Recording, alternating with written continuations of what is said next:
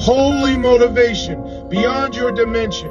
My friends, let's take a moment to think beyond the box, beyond the limits of what we see, what we know, and what we assume is possible. Because life itself begins with a thought. In the beginning, God spoke. He set the universe into motion, forming boundaries, laws, and divine principles. And yet, within those very principles, He gave us the power to create, to dream, to transcend. Look at the Mobius strip. It twists in on itself with no true beginning or end, just as God's love surrounds us infinitely. No matter where we turn, no matter how lost we feel, His presence is inescapable. But here's the challenge. Where will you ascend, or will you descend? Heaven and hell are not just distant places.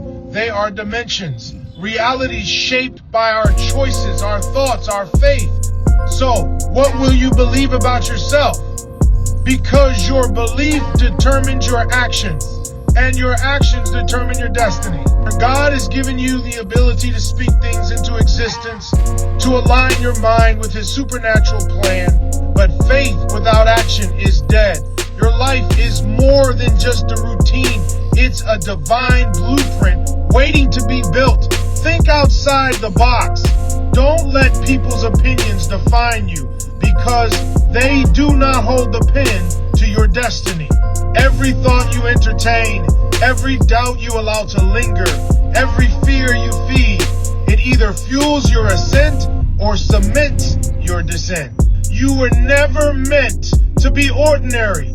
You were designed to shine, to separate yourself from the darkness like the first light God spoke into existence. Your goals, your visions, your action plans, they are your masterpiece, your piece of art, sculpted by faith and perseverance. The supernatural is not far. It sits in your ability to act in faith. The doors of heavenly dimensions open when you move forward with courage, with purpose, with trust. So today, I challenge you. Challenge your thoughts. When doubt creeps in, don't just accept it, question it. Who told you that you weren't capable? Who said you weren't worthy?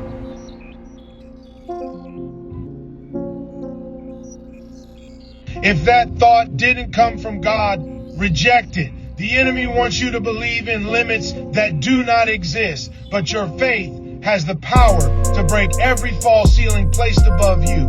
Challenge your environment. Look around you. Are you surrounded by people who build you up or those who tear you down? Are you feeding your mind with wisdom or distractions? Your surroundings can either nourish your purpose or drain it. If you want to rise, align yourself with those who push you toward growth. Challenge your habits. Success is not just a dream, it's a discipline. You don't just stumble into greatness, you build it brick by brick. What are you doing daily that brings you closer to your purpose? What excuses are you making that keep you stuck? God has given you 24 hours each day. How are you using them? Challenge your fear. Too many people die with their dreams buried inside them simply because they were too afraid to step out in faith. Fear is nothing but a liar, whispering that failure is final. But hear me today, failure is not the end. It is the classroom where champions are trained. God never called the fearless, He called those willing to move despite their fear. Challenge your action. Vision without movement is wasted potential. You cannot pray for a miracle and refuse to step out of the boat. Faith is not just believing, it is acting. God will not bless what you refuse to build. If you want to step into a new dimension, you must walk as if the promise is already yours. See beyond what is in front of you. Think beyond what you've been taught. Act beyond the fears that hold you back. Because in the end, your life is not just yours to live, it is God's canvas to glorify. So rise, move, believe, and ascend beyond your dimension.